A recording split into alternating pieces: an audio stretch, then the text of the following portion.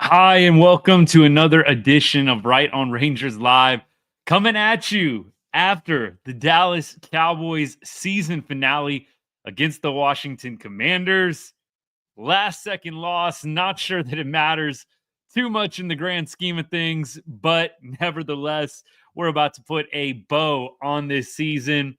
Welcome to the show. We're going to go through some of the game highlights. We'll break down the game a little bit, but admittedly, this is going to be a show a little bit more focused on the future, a little bit more focused on the offseason, on to 2025. I don't think anybody needs a deep analysis of Commanders Cowboys today, but we will talk about a few things that we noticed, that I noticed during the game today. Happy to take all of your comments and questions as always.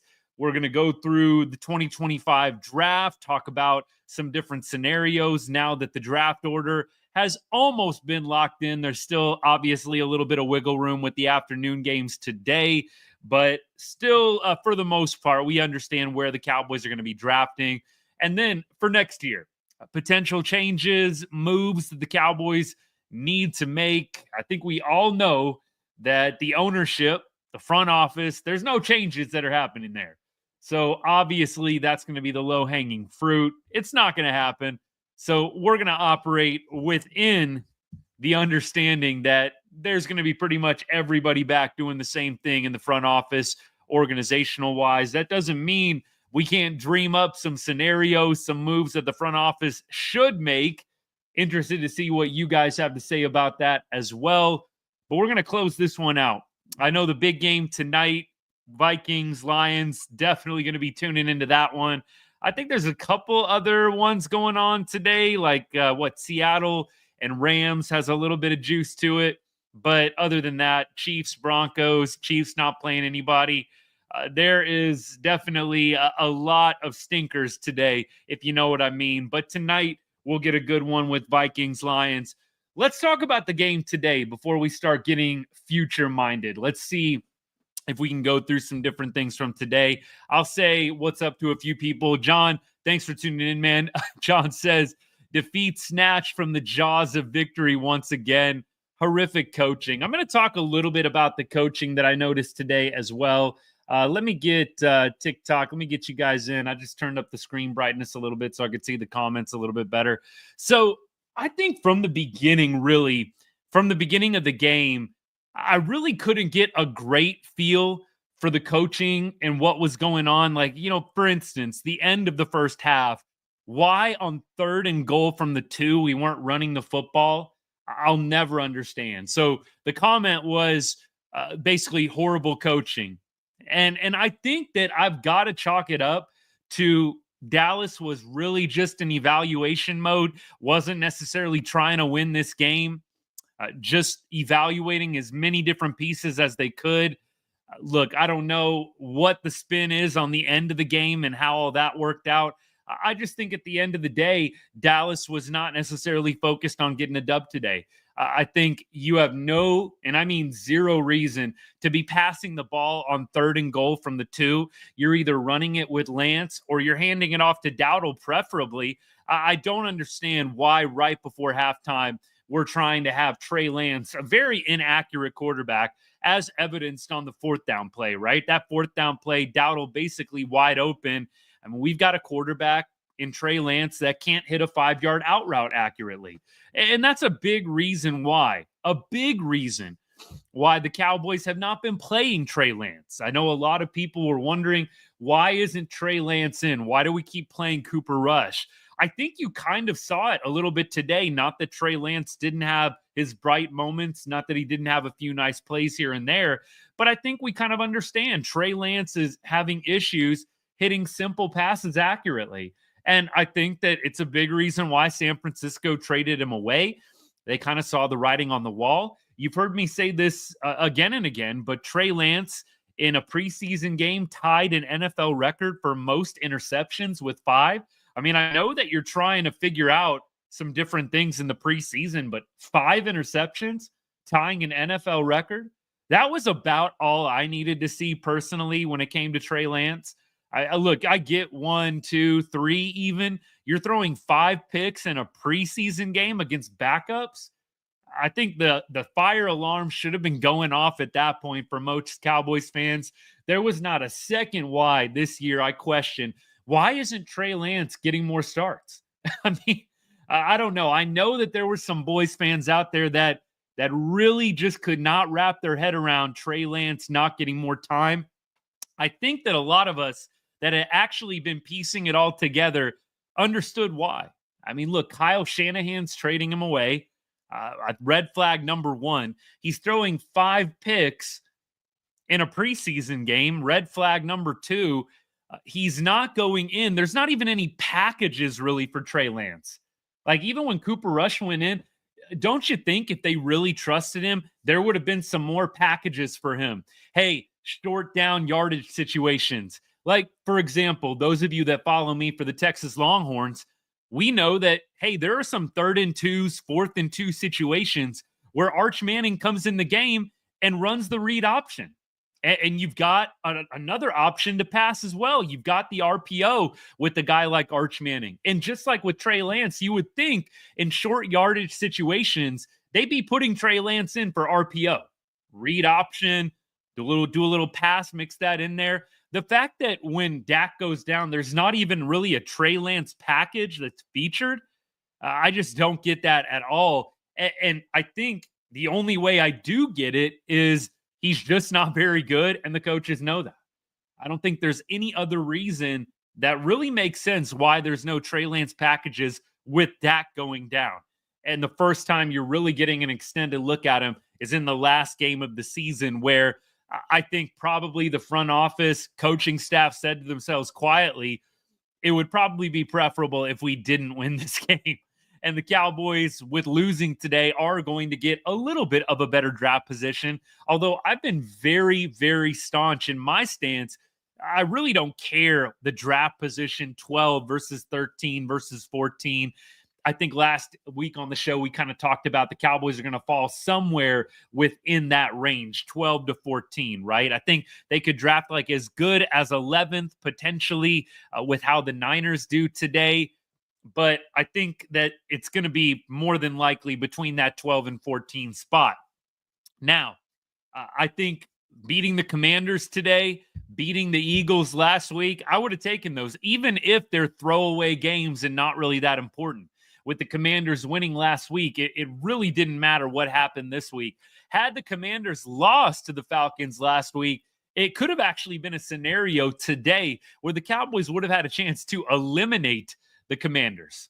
It kind of like the Saints had today with the Bucks. The Bucks pull it out in the end. Saints were actually winning most of that ball game. Saints actually had a chance to knock out the Bucks today. I was hoping for a shot like that for the Cowboys, but it wasn't meant to be, with the Falcons not able to take care of business against the Commanders last Sunday night. Back to the game today, I think you kind of saw why Trey Lance hasn't been playing as much. And just to put a bow on the Trey Lance discussion, let's go ahead and let's get a little box score going. We do a little box score review here occasionally at Right on Rangers. It rarely tells the whole story, right? It rarely tells the whole story, but at least it gives you a little bit of an idea of what was going on in the game and what some of the reasons were why the Cowboys didn't get it done today. Trey Lance, though, 20 for 34, 244 yards, no touchdowns, no interceptions, did take 2 sacks, 26 yards on the ground in 6 carries, had a long of 9 yards. So I think you look at this stat line, and by and large, you say to yourself, not bad, right? Trey Lance didn't have a bad game if you're just box score watching. But I will say this, missing the wide open Dowdle on the 4th down right before the half. There were just a lot of little things like that with Trey Lance that just aren't going to be showing up in the box score. I think Trey Lance is limited with his accuracy. Of course, you could have a run game with Trey Lance. You can run the read option. You can run RPOs. But if you're not accurate, if you don't have an accurate quarterback, if you can't throw the ball downfield consistently well, you're just not going to last very long in this league. Trey Lance, playing against a lot of backups today as well. These aren't gaudy numbers, and really just confirmed to me, maybe he comes back next year as a cheap backup if Cooper Rush is not able to be afforded, but I am not going to be sad if the Cowboys do a little bit of house cleaning at the quarterback position. Clearly, you're going to keep Dak. Dak's going to be around next year, but I wouldn't mind if you drafted a quarterback in the late rounds. What could the hurt be?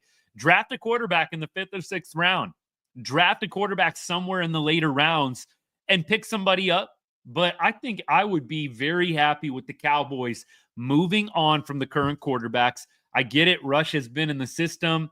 He's not terrible, but I think you could invest some time into seeing if there's anybody better out there.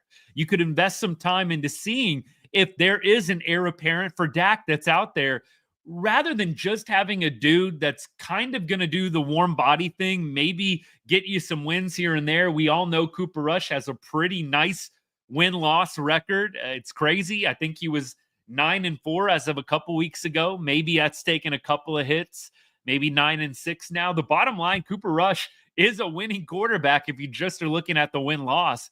But I think all of us understand limited, not going to be a guy that is going to be taking you to the promised land. I'd rather the Cowboys spend time giving a roster spot to somebody that might actually take over for Dak one day. We'll see what they do, but I would not mind at all them drafting a quarterback somewhere in the later rounds of the 2025 draft. Let me keep going here. I will get to a couple other comments. Appreciate everybody tuning in. Thank you so much. Appreciate the follow. Thank you. Thank you. Jose, appreciate that. Let me see what comments I may have missed on TikTok. Greetings from Colorado, Jose. Yes, sir. Dallas Cowboys for life. Win or loss, man. It's tough getting on here and doing this show sometimes after losses like this. I've kind of gotten used to it this year, but we're here. That's a part of the deal. Not just hopping on the live after a win. You hop on after an L. You take it. You move on. That's what we do here at Right on Rangers. It was a rough Texas Rangers season.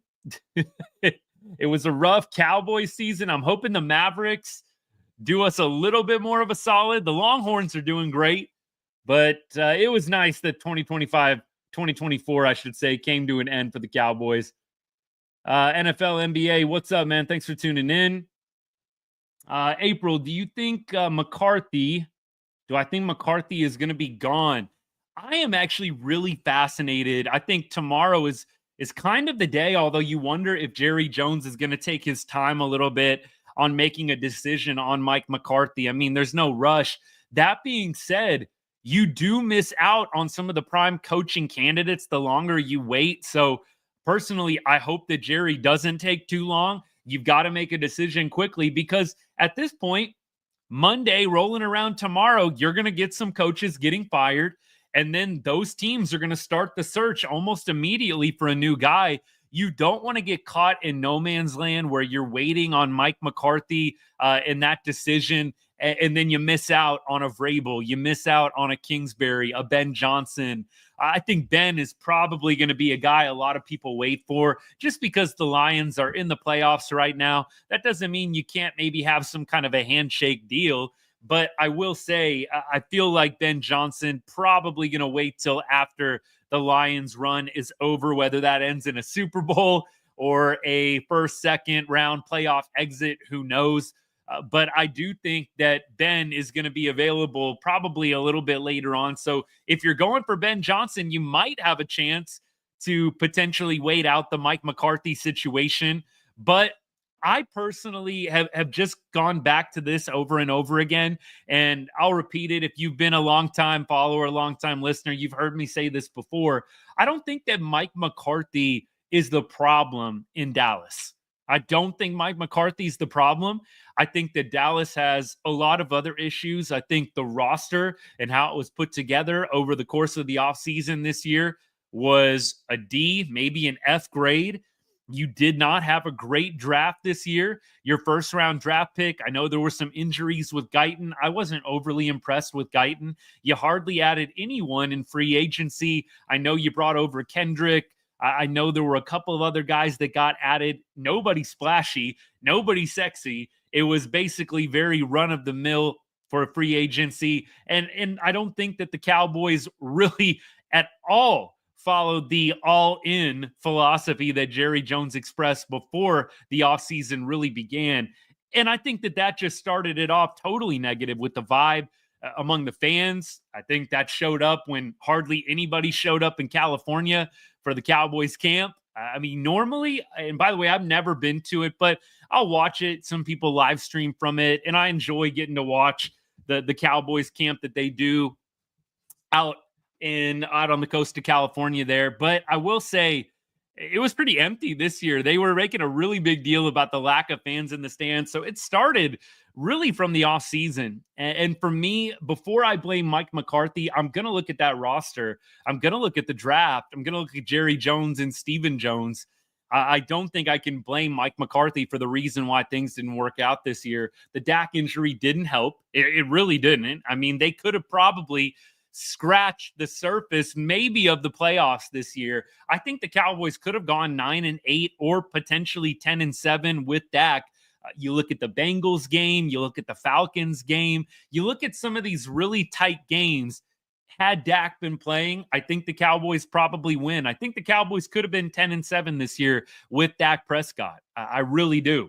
But it wasn't meant to be. And the roster that was built around Dak was not great. I've been on the show saying you've got to go get somebody else to run alongside CeeDee Lamb. I'd love to see them go get a wide receiver in the draft or through free agency, a true number 2. I think you've got to go get somebody to run alongside Dowdle. Wow. I mean, I think there's a number of different things you can do to improve offensively, but it wasn't meant to be.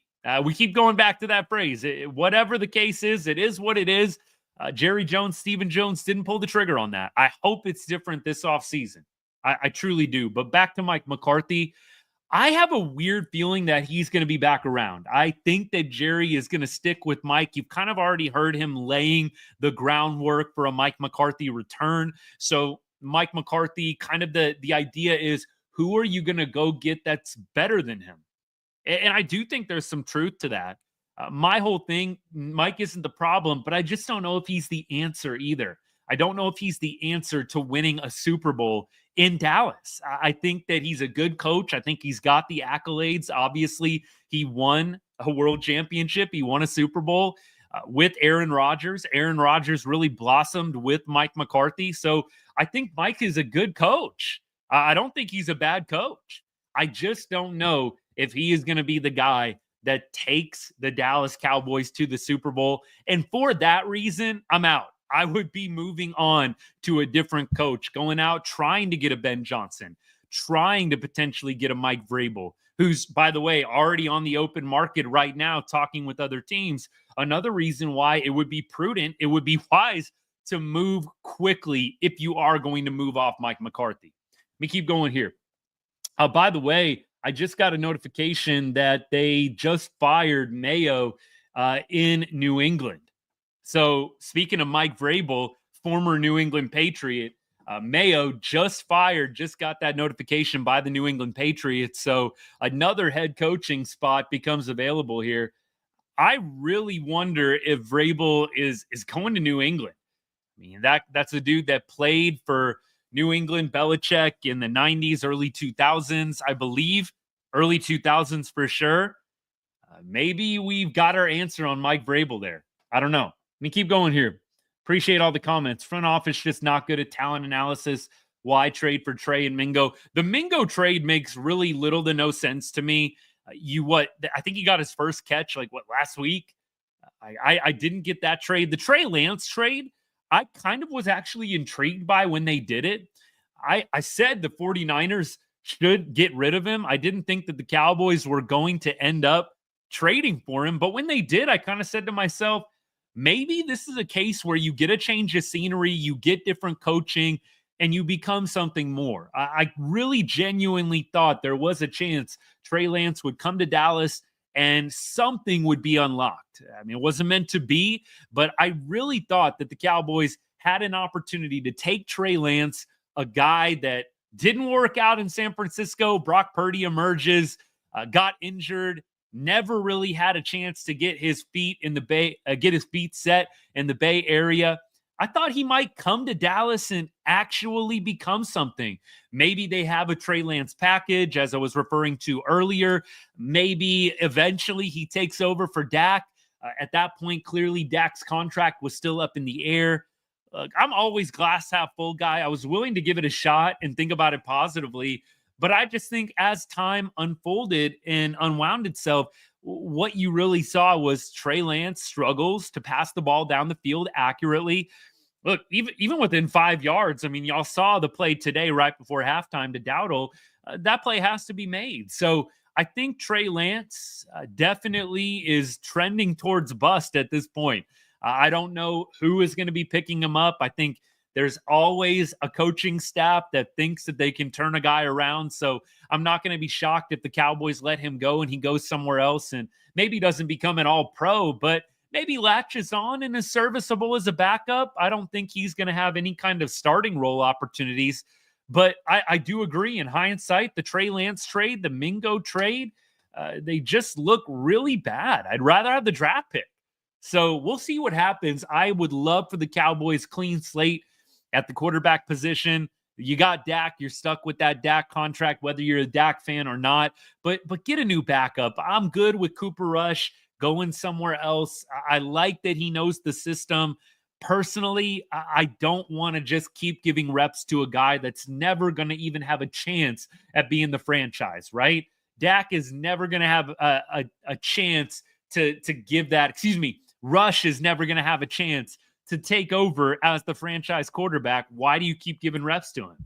Go and draft a quarterback in the later rounds and then try and maybe mold that guy into a good, solid backup and a potential starter one day. I'd love to see them go with that philosophy when they draft this year, or at least take a flyer on one of the quarterbacks that's going to be in free agency, maybe a guy that didn't completely work out at his first stop. I know there's a few quarterbacks that are going to be on the market. Who knows? But I do think that you got to hit the reset button. Lance isn't the answer. Cooper Rush is serviceable, but you don't want to pay Cooper Rush multi-millions. You don't really want to do that if he's not going to be the guy that's really going to take over the franchise one day. Dak's not going to be able to play forever. You figure that he'll ride out this contract with Dallas. I don't know if I'd personally be giving Dak another contract after this one. I was really unsure about giving him a contract this year. And imagine if they would not have signed that deal with Dak this year. It would be a really interesting offseason had Dak been playing as a free agent this year and gotten hurt. I'm sure there'd still be a market. I mean, shoot, Kirk Cousins tore his Achilles and still got a huge freaking payday with the Falcons. I mean, how'd that work out, though? How'd it work out for Kirk Cousins and the Falcons after a huge major injury? It didn't. Spoiler alert. So I don't know. I think the Cowboys need a reset, though, at the quarterback position. Good game. See a little Commanders in the chat here. Good game. Appreciate y'all. Thanks for tuning in. Hated the hire from day one, the McCarthy hire. He rode Rodgers' coattails, speaking from someone who just moved from Wisconsin.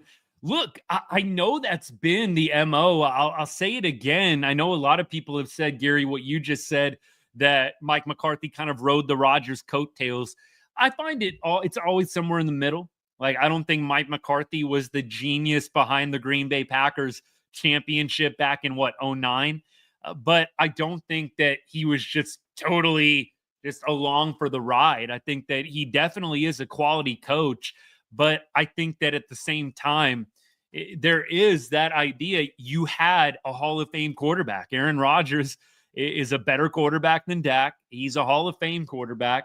I definitely think it's somewhere in the middle. It's not, it was all Aaron or it was all Mike. I think it's somewhere in the middle, kind of like what it was with Belichick and Brady. As much as people like to champion Brady as the winner of that divorce, I don't think that Brady is nearly as successful without Bill Belichick somewhere else. So it's somewhere in the middle for me. I don't think Mike McCarthy's the problem in Dallas, but I don't think he's the answer either. I think that they've got to go and get somebody new, a new voice. It's been 4 years, and you really haven't done anything different than what you did with Jason Garrett.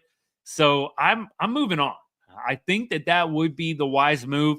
Go out and get you a Ben Johnson. Allow Ben to actually have some autonomy with the offense and the roster, perhaps. I'd be up for a Vrabel. I know that some people really don't want to hear this, but I'd be up for a Cliff Kingsbury. I would love to see something new, just something fresh. I really don't want to continue to just go 11-7 or 11-8 or whatever it is. Never was a math guy. 11-6, 10-7. I really just don't want to keep doing that over and over again. I think there is somebody else out there that could get us over that hump to get back to an NFC championship game. It is ridiculous that the Cowboys haven't been back to an NFC championship game since the 90s. It hurts to say it out loud. It hurts. But we got to get somebody in there that can get this team over the hump. Have to. 100%. Let me keep going. Appreciate all the comments. I'm going to keep checking TikTok. Then I'll go over to YouTube. Need to restructure the contracts to open up cap space and draft well. Look, Gary, that's a big if, whether the Cowboys are going to actually draft well. Like the last two drafts to me have been very discouraging, right? Guyton, we talked about Guyton a little bit at the beginning of the show. I don't want to say he's a bust, but I will say this. I was never really wowed or impressed by Guyton this year. I know he got hurt. It was a very meh season, and I know Guyton is young, and I know a lot of the diehards and Cowboys just straight up apologist type fans. Cowboys can't do anything wrong. If you say anything negative against the Cowboys, you're not really a true fan. Y'all know that's not how I roll with any of the teams that I love. Offer criticism where it's fair. Look, Guyton to me, I hope he turns into a monster all-pro lineman. I'm just not sold. Mozzie Smith, same thing. I hope that year 3 or 4 or whatever it's going to be for him is going to be the year that he goes to a Pro Bowl and is just a force to be reckoned with in the pass rush game.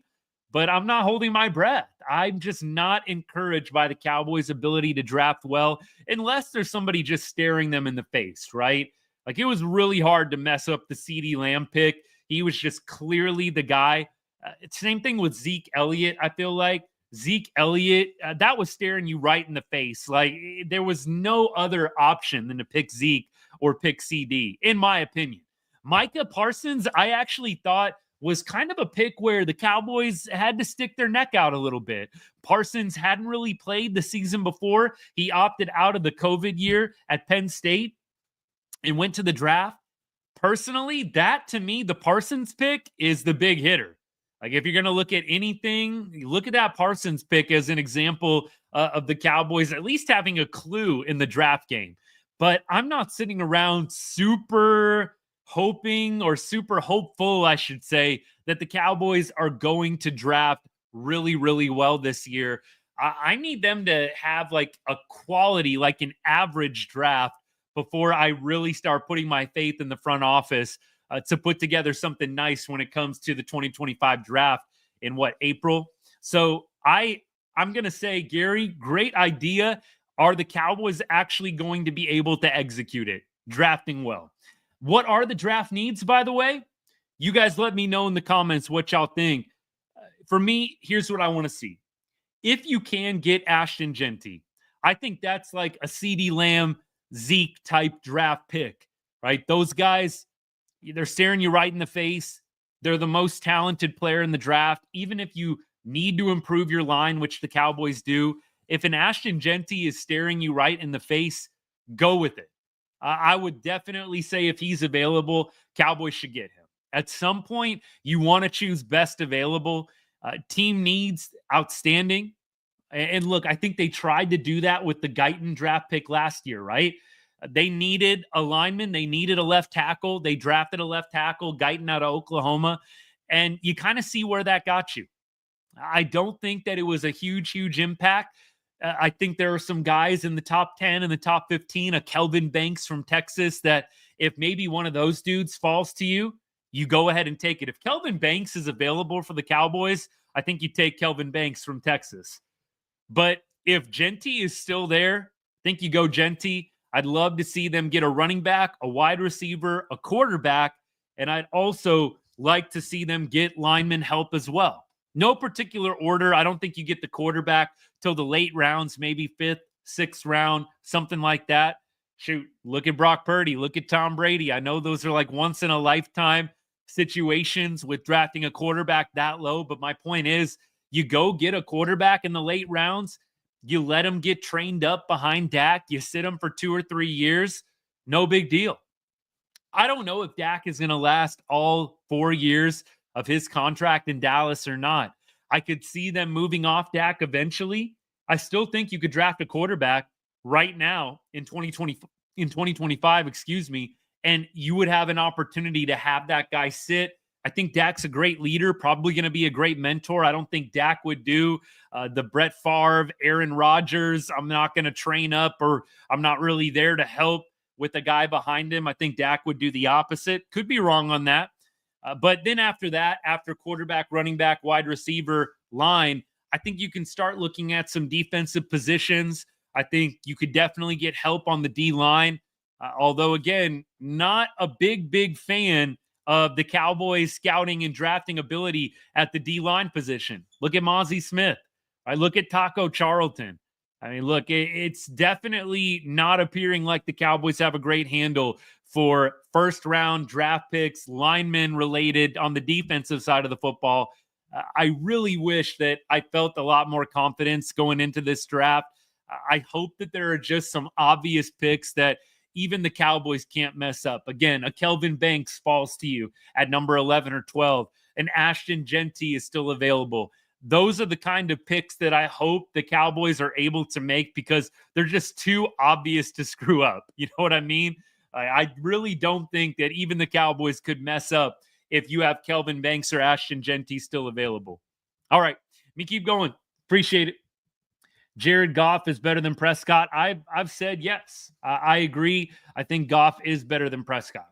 I don't think there's really any doubting that after this season. I know it's a little unfair to Dak because he's been hurt, but I really do think, even going back to last year, I was saying Goff better than Dak. I'd rather have Goff. I think Jared Goff is a top 5 quarterback in the league, and looking forward to that Lions-Vikings game tonight. Look, I find myself cheering for the Lions, and I know a lot of people are in that boat too, just with how bad the Lions have been. I think it's kind of an underdog story. Obviously, they've been good over the past few seasons, but I find myself wanting to cheer for Detroit. I just have a feeling Minnesota's going to win the game tonight, but I find myself cheering for Detroit. But that would be my prediction. I know a couple of y'all asked, what are my thoughts on the game tonight? I'd probably go Minnesota. I know Detroit's at home. Just my gut feeling. Take it or leave it. But I find myself cheering for Detroit. We'll see. I think the Darnold story is outstanding, though. John, if you're still hanging out, John says the futility in the red zone this season has been off the freaking charts. I can't imagine what some of those scores would have been without Aubrey. Totally agree. The red zone struggles. I feel like it's the exact same for the Texas Longhorns. There have been some red zone struggles for Sark and that Longhorns offense as well this year.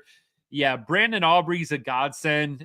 Look, today, I'm not going to hold it against Mike McCarthy too much. You're operating with Trey Lance. They should have had a touchdown in the red zone right before halftime, but Trey Lance at times can't hit the broadside of a barn. I mean, that was an easy little 5-yard dinker pass to Dowdle. You got to make that happen. And so I can't blame McCarthy. I can't blame the scheming so much, but it has been a recurring theme. I definitely do think that the Cowboys, Mike McCarthy especially, the offensive coordinators, all the offensive coaches, they got to put their heads together and figure something else out. Jim says McCarthy should have been fired 2 years ago. I actually think that the year to let go of McCarthy was probably last year. You got blown out by Green Bay at home in embarrassing fashion. I really thought that last year was the year to dump McCarthy.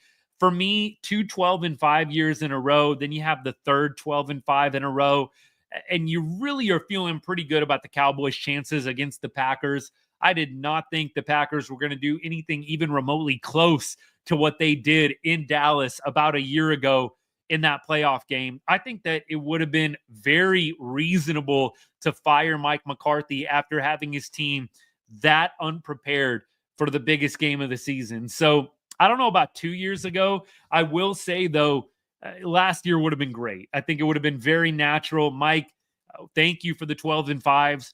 You just got your butt whipped in the playoffs. Your team wasn't ready. It was embarrassing.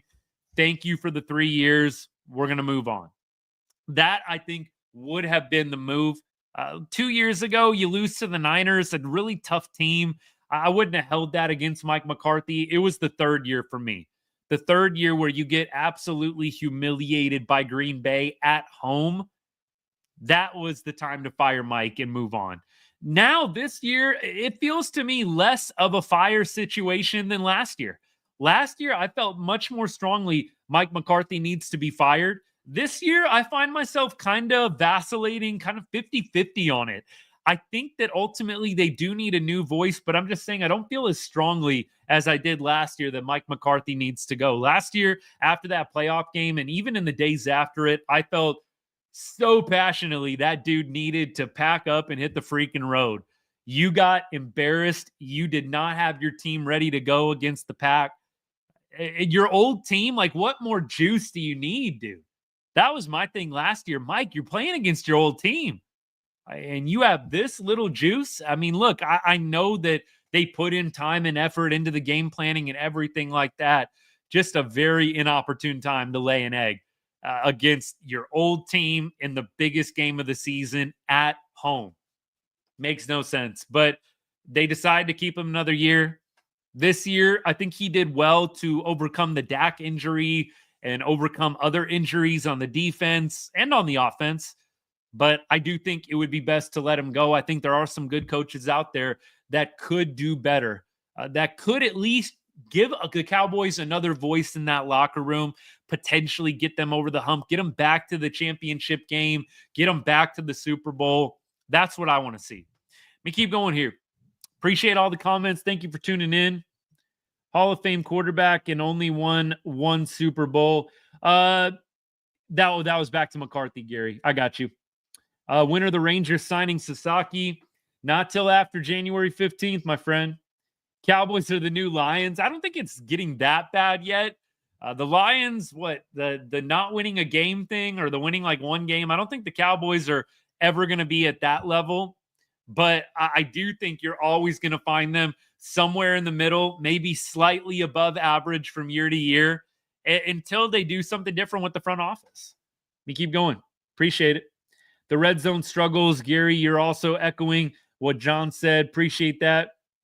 Gary says that I definitely want Lions to win with Campbell coaching. Yes, sir. Did I say Texas is elite? Yeah, Texas is elite. No doubt they're elite. Hopefully, they'll show that off this Friday against Ohio State. I know a lot of people are high on Ohio State because of what they did to Oregon. I don't know. Don't sleep on Texas. The line's at almost a touchdown. I'm sure there's quite a few people betting that +6, +7 for Texas at this point. More on the Longhorns, though, later this week. I'm going to do a pregame show on Thursday, the day before, for the Texas Longhorns, if you want to come back for that one. Keep going here. Appreciate it. Texas for sure, no doubt. 100%. Come on now. Brett, thanks for the comment, man. Jerry needs to step down. I think we've kind of gone over this, so I don't want to harp on this too much. I really think Jerry at this point is more of a mouthpiece, more of a figurehead. I don't really think Jerry is pulling a ton of strings. I think in front of the cameras, sure. I think Steven is running the team pretty exclusively. I don't believe Jerry Jones is making a ton of big decisions. I think on draft night, they're going to put him in front of the camera and they're going to make it look like that's what it is. And of course, he's the guy that's available after the games. They're all huddling around him for the media session. For me, I think it's really more Steven than Jerry. I think Jerry gets the headlines. I think Jerry is polarizing. He gets clicks, he gets views. And so they're going to continue to put Jerry out there for as long as he can. I really do think it's more about Steven, though. And I think when Jerry dies, moves on, a lot of people are thinking that's going to solve all the problems. Clearly, I don't ever wish that on anybody, illness, death, any of that stuff. I think some of the Cowboys fans that do are pretty insane. I'm not quite at that level. But I think even when Jerry passes away, even when he steps down, you're still going to have Steven right there doing more of the same. I would be really surprised if Steven solely takes over and we suddenly are doing things dramatically different. That's just me. Gary says, I'll be at the game Friday. Can't wait. Look, I do think Texas may surprise some people. A lot of people are being prisoners of the moment. A lot of recency bias. Oh, Ohio State, 41-21 over Oregon, number one team, blah, blah, blah. I got to say, I think a lot of people are sleeping on Texas. We know that they had a little bit of a scare on Wednesday against Arizona State. It's game to game. And Texas has plenty of dudes. They have a very, very elite set of talent. I don't think that it's going to be a blowout by any means. Not going to surprise me to see Texas play really well. The scary thing is Texas keeps winning ball games, not even playing their best. I know there's two ways to think about that. One way is, Texas not playing great. They're just barely getting by. They're not really that good. I would go the opposite. They're a really good team, and they're not even playing their best yet. They haven't even put together a complete performance in the playoffs yet, which I think is pretty scary. Watch out. I would definitely be, at minimum, backing Texas to cover the spread, maybe even getting in on that money line. Pretty nice payout if Texas wins that ball game. Let me see here. Did I see that Rush missed his incentive because he didn't play today? Jerry said he didn't know, so they decided to play Lance. That's pretty bad. I'm betting he knew. Look, I did hear about that. Let me, for everybody that's not familiar, let me see if I can pull up the exact numbers. It says here, examining if the Cowboys quarterback $250,000 incentive got him benched. He earned a $250,000 incentive, Cooper Rush did, based on being on the field for 45% of the team's offensive snaps, and he could earn an additional $250,000 in playtime incentives if he reaches the 55% threshold. Look, I think they probably had a conversation with Cooper, and I hope that Cooper gave the blessing. I mean, I would think that he would be arguing for getting on the field and playing, but maybe he was totally good with it. I'll try and give some benefit of the doubt. I wonder if they're actually going to ask Jerry about it. I don't know. I'd be curious. Has anybody heard anything? Did they ask Jerry about the Cooper Rush incentive? So basically, Cooper hit the 45%, right? But then he didn't hit 55% because Trey Lance played today. 55% of the team's offensive snaps. Like, if they really decided to not play him today because of the money, that is super low. My low blow city. I can't even believe that. I would like to think they got Cooper Rush's blessing as much as they could and talk that through with him. I would definitely be upset if I was Cooper Rush. Look, 250,000 is 250,000. And when you see so much of the goodwill going around the league with the other players and incentives, like yesterday, some of y'all watched Derrick Henry. He needed one rushing touchdown to get a $500,000 bonus. Derrick Henry's making plenty of money. They still had Derrick Henry out there banging around in the fourth quarter trying to get that rushing touchdown, which he got, right? Did Tony Pollard, did he get his incentive today? I saw he needed 2 rushing touchdowns and like 82 or 83 yards. Did Pollard get what he needed today? I'm going to take a look at that box score here in just a second. Mike Evans needed 100 yards or something to get to 1,000. He got that today. Like, there was so much goodwill. Looks like Pollard fell just short and didn't get the touchdowns either. So, no, not Pollard's day today for incentives. They gave him the ball 22 times, though. So it wasn't for lack of play calling. Like, they tried to feed Pollard. It just didn't work out today. Pollard, 2.8 yards a carry. But look, Cooper Rush, he should have played half the game at least to get the incentive. It makes you feel like they purposely did it to not have to pay him. So, John, I appreciate you bringing that up. I got to agree. I think it is ridiculous that you don't even put him out there for the snaps that he needed, right? You got all these analytics. Clearly, you could have figured out, okay, how many snaps exactly does he need to play to get 55%? Let's make sure it happens. I think that they probably got together and decided not to do it for monetary reasons. maybe they're going to come out and have some long, lofty, fluffy excuse for why they didn't get it done. But I think you got to owe it to Cooper Rush. Get it done for him. Pay him. Get him that incentive. And you look at other players around the league. I know a couple of y'all said that as well. Gary, I saw your comment. How does it look for other players looking in on the Dallas franchise, which a lot of people already see as a mess, quite frankly?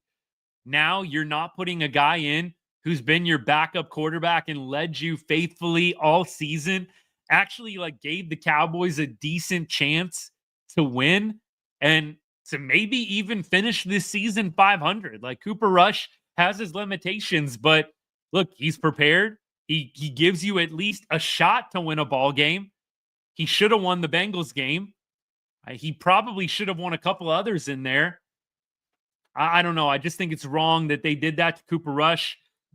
Continues the ill will and just the negative vibes in general that most people have towards the Cowboys front office. Although I would absolutely love to hear an explanation. Would love to hear it. Let me keep going. Zachary, appreciate that, man. Got to rep the CeeDee Lamb whenever I can. Look, I know CeeDee was not playing today, hasn't played the past couple of games. I'll be looking forward to next year, y'all. That home opener or just the first game in general, getting that full strength Cowboys team back on the field.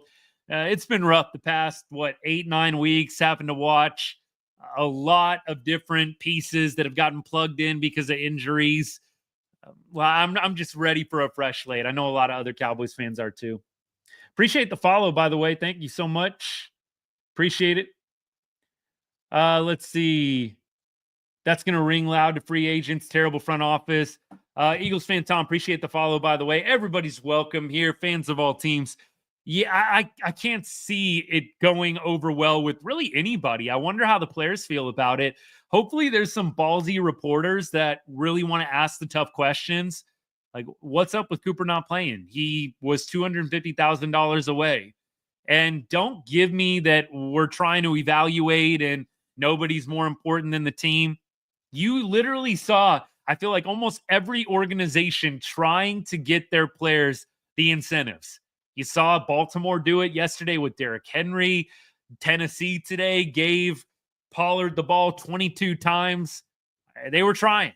But to just bench Cooper Rush, I don't get that. I don't get that at all. Yeah, he did. He almost came in the Atlanta game after Dak got hurt. There are definitely a number of scenarios where the Cowboys maybe don't make the playoffs, but maybe finish 9-8 with Cooper Rush as their starting quarterback. I think he filled in admirably. Clearly, he's not a top 5 quarterback in the league, but I think he filled in very admirably for Dak this year, as he did last year. I don't want to re-sign Cooper Rush to a big deal or anything like that in the offseason, but I absolutely appreciate the effort that he put in. We will see what they decide to do with him. I can't imagine it sits great with him, though, that they don't allow him to get this incentive, 55%, taking 55% of the snaps for the offense at the quarterback position. Jim says we should trade a first-round pick for Rodgers. Ooh, I don't know about that, buddy. Now, would I mind Aaron Rodgers quarterbacking the Cowboys with little strings attached or not having to give up very much? No, I wouldn't mind a year of Aaron. But at this point, I'd probably rather just take Dak. Like, I don't see a big upgrade to Aaron Rodgers from Dak Prescott. I actually think Aaron Rodgers has had a decent year with the Jets. I know the Jets have had a terrible year record-wise. I actually think Aaron has played pretty well over the past several weeks, but there's just so much polarizing with him off the field and just the Jets record in general. It just gives a very negative vibe towards Aaron Rodgers. But I think if you actually look at the numbers, he's not having a bad season. I think they just had a bad coaching situation. I don't think they should have fired Robert Saleh. And I think he had some other injuries and things happen with the Jets as well. But I don't think Aaron Rodgers has really had a terrible season when you just look at the performances week by week. I think he can still play and still ball out in this league. I think he can probably serve somebody pretty well next year, whether it's the Jets or somebody else. But I don't think the Cowboys want to make that move. I don't think you're gaining that much going to Aaron Rodgers if you wanted to. I don't even know what the scenario would be where they actually get him or acquire him, but I'd rather just stick with Dak at that point. Clint, appreciate the follow, by the way. Thanks, man. Appreciate that. Let me see what else I got. All right, cool. I think I got caught up for the most part. Keep the comments, the questions coming. We're going to go through the rest of the box score, point out some different players today. Rico Dowdle, 22 carries, 72 yards, and a touchdown. I think with Dowdle, you've got to bring him back next year, but draft a running back, right? I love Rico. I love the tenacity, the effort that he puts into every single carry, but I think he needed a running mate. And I compared what I'd like to see in Dallas with what Detroit had with Montgomery and Gibbs. I'd love for Dallas to go draft a running back and then have a two-person backfield, Dowdle, and whatever player you end up drafting, maybe it's Ashton Genty. I don't think you want to bring a Genty in and make him the workhorse right away, especially with how much he was utilized at Boise State. I think it would be great to have a Genty that you can pair with Rico Dowdle, and then each one of those guys is staying fresh. I think what you saw with Dowdle at the end of the season, occasionally, he got a little tired. I mean, you have never had Rico Dowdle playing as many snaps as this. And so I do think from that perspective, it would be wise to go get a running back. But I don't think that you should just let Rico walk. He is a free agent technically after this season. I think the opposite. Re-sign him, draft a running back, and then you can have a two-headed monster in the backfield. Beyond that, Jalen Tolbert, 4 receptions, 98 yards, had a long of 32. Turpin had a 33-yard long as well. Turpin, 3 receptions, 53 yards today. Jonathan Mingo, a couple receptions. Luke Schoonmaker and Jake Ferguson each had a couple. Rico Dowdle, 2 receptions for 12 yards. Look, on defense, Deron Bland, 7 total tackles. Malik Hooker had 6 and a tackle for loss as well, had a pass breakup.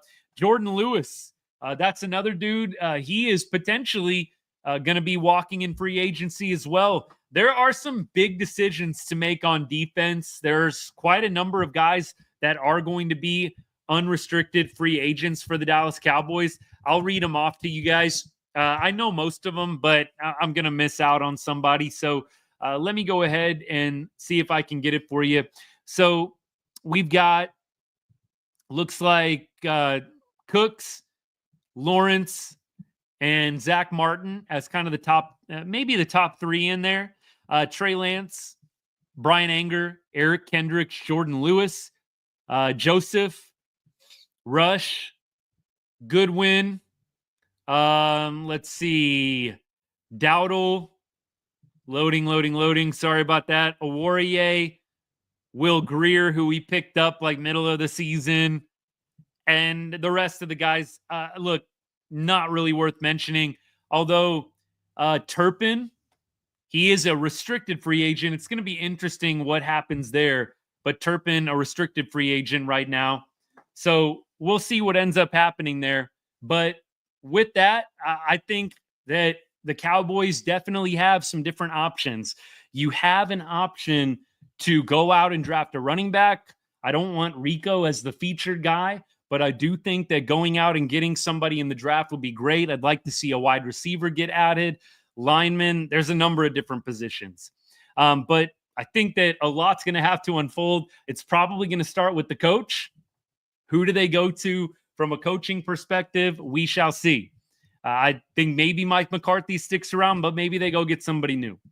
Hey, I did want to mention to y'all, I am going to be doing an off-season show for the Cowboys, probably weekly. Maybe I'll do it on Sundays, maybe another day of the week, but kind of like I do with the Rangers off-season show that I do every Wednesday, I'm going to do the same thing with the Cowboys, and I'll do the same thing with the Texas Longhorns as well. So a weekly show where we talk all things Cowboys, rumors, coaching, carousel, off-season transactions, draft, all that kind of stuff. So it'll be a lot of fun. So for all my Cowboys fans watching, come back each week. I'll make an announcement on what day it's going to be, but we'll talk all things Cowboys, kind of like we do with the Texas Rangers on Wednesday here on the channel. So that's in the works. But beyond that, we'll be live on Wednesday for our Rangers podcast, Texas Rangers, that is. Go through all of the latest on what the Rangers may still be up to this offseason. Then we'll be going live Thursday as a pregame show for the Ohio State-Texas game on Friday. And then I'll be doing some kind of NFL playoffs, Dallas Cowboys offseason, kind of blended type podcast, maybe over the weekend. So that's the plan. I want to say a special thank you to everybody that followed today while they were watching. Thank you for the people that shared the live or have shared other videos of mine with fellow Cowboys fans and NFL fans. Let's keep growing this good group of people we got talking Cowboys and talking NFL, talking football in general. I love it. Hope everybody has a blessed week ahead as we kind of get back from the holidays. I know some of y'all jumped back into that last week. I'm back to the grind tomorrow, but I'm looking forward to Wednesday's Rangers show. I'll put out a couple of short bids in between then. That's the plan. By the way, no word on the Rangers TV network yet, although I think it should be coming pretty soon. We'll see what happens on that. But have a great week ahead. Enjoy the rest of the Sunday. Great game coming up tonight, Lions-Vikings. I'm really looking forward to it. But we'll see y'all Wednesday. Catch us on the replay. If you don't get a chance to see any of our content or shows coming up this week, but we're going to have some good stuff coming your way shortly here. We'll talk to y'all soon. And as I always say to end every show, God bless and go Cowboys.